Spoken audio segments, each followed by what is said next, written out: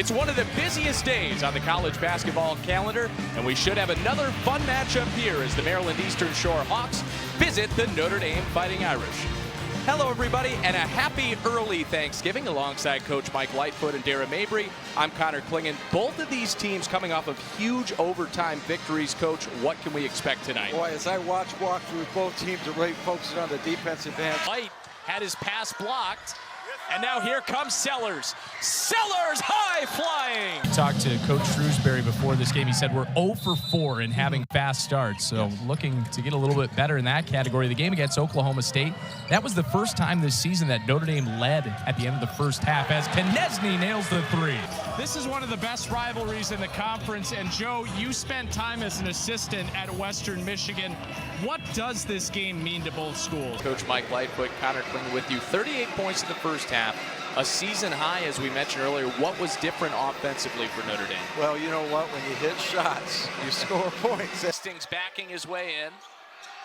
Tried to get it across the court, stolen away by Carter, who slams it home with one hand. And he has a lot of family history with the game of basketball. Mentioned it a little bit earlier. His older sisters played at Notre Dame. His older brother Roy played at St. Anselm, and all of them outstanding three-point shooters.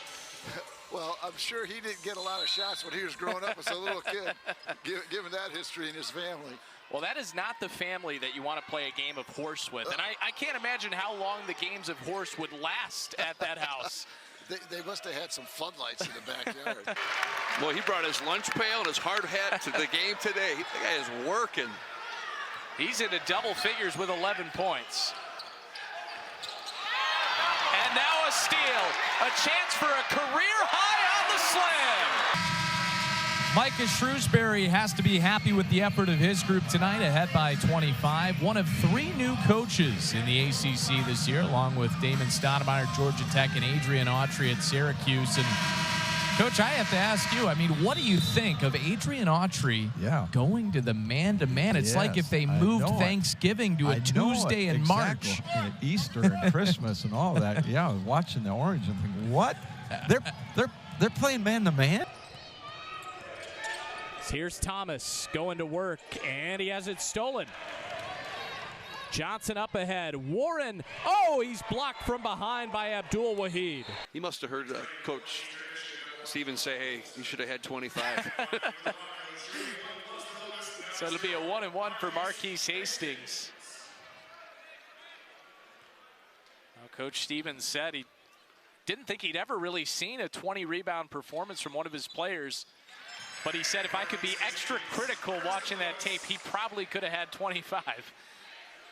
Yeah, we joked about that, but he sees some things from Marquise either in practice or, you know, in games that he could probably go to that next level.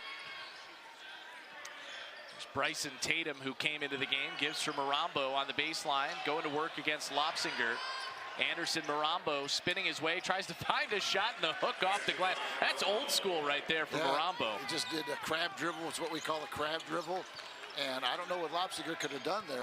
5 on the shot clock. Good cut by Burton. The kick out. Shrewsbury, corner 3. He hits it, plus the foul. Emerson to inbound.